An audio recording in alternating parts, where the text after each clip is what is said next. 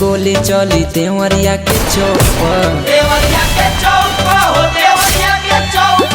धाए धाए गोली चली रुदलपुर के चौक पर। नाचे परी गोली तोरा राइफल के नोक पर।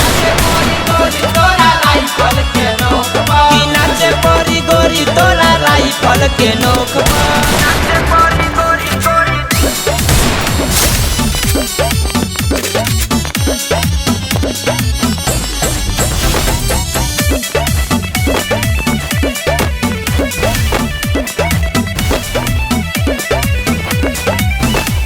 बैठी नजरिया नामी लावत दूर से नाच देखे आइल बारे लइका गोरखपुर से।